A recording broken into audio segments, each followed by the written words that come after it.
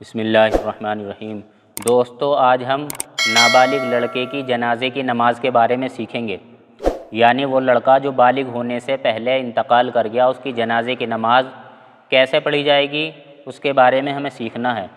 تو سب سے پہلے جنازے کی نماز سے پہلے آپ نیت کر لیں، اور نیت کے الفاظ زبان سے کہنا ضروری نہیں ہے، بس آپ دل کے اندر یہ ارادہ کر لیں کہ میں اللہ کے لیے جنازے کی نماز پڑھ رہا ہوں اور اس میت کی دعائے مغفرت کے لیے اور اس امام کے پیچھے پڑھ رہا ہوں۔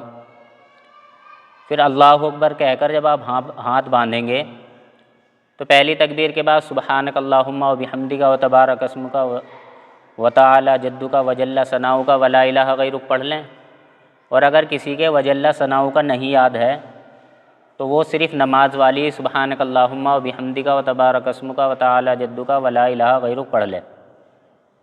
پھر دوسری تکبیر ہوگی، دوسری تکبیر کے بعد آپ کو درود شریف پڑھنا ہے۔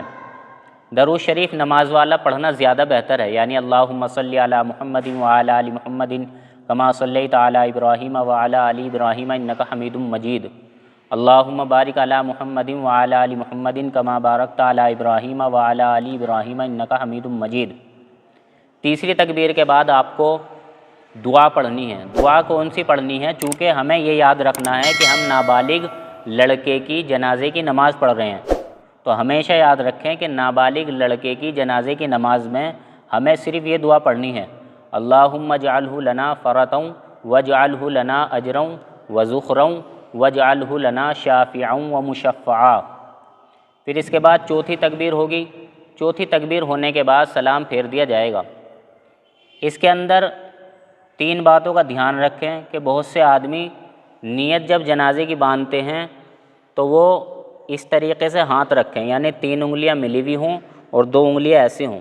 میں یہ اس لیے بتا رہا ہوں کہ بہت سے آدمی کو یہ بات 10 سال 5 سال 15 سال سے پتہ ہے، لیکن اس کے باوجود بھی وہ غلطی کر رہا ہے۔ وہ اس وجہ سے کہ اسے معلوم تو ہے کہ ایسا پڑھنا ہے، لیکن نماز میں جب اس کا دھیان نہیں رہے گا تو اس کا ہاتھ صحیح جگہ پر نہیں رہے گا۔ اس لیے ہمیں نماز دھیان سے پڑھنی ہے۔ جب دھیان سے پڑھیں گے تو ہمارا ہاتھ سارے کام کو کرتا ہوا ٹھیک جگہ پر رکھا جائے گا۔ تو دھیان سے نماز پڑھنی ہے۔ دوسرا یہ کرنا ہے کہ بہت سے آدمی جنازے کی جب تکبیر پڑھی جاتی ہے تو اللہ اکبر کہا جاتا ہے تو وہ اس طریقے سے کرتے ہیں، اللہ اکبر، تو ہمیں ایسے گردن نہیں ہلانی بلکہ اللہ اکبر آہستہ سے ایسے ہی کہنا ہے، اس طریقے سے ہمیں نہیں کرنا ہے۔ تیسری بات یہ کہ بہت سے آدمی کیا کرتے ہیں، جب سلام پھیرتے ہیں السلام علیکم ورحمۃ اللہ، ہاتھ چھوڑ دیتے ہیں، پھر السلام علیکم ورحمۃ اللہ، تو یہ کرنا بہتر نہیں ہے۔ بہتر طریقہ یہ ہے کہ آپ السلام علیکم ورحمۃ اللہ، السلام علیکم ورحمۃ اللہ دونوں طرف سلام پھیریں، پھر اس کے بعد ہاتھ چھوڑیں۔ اللہ تعالیٰ صحیح سمجھ کی توفیق نصیب فرمائے۔ وآخر دعوانا ان الحمد للہ رب العالمین۔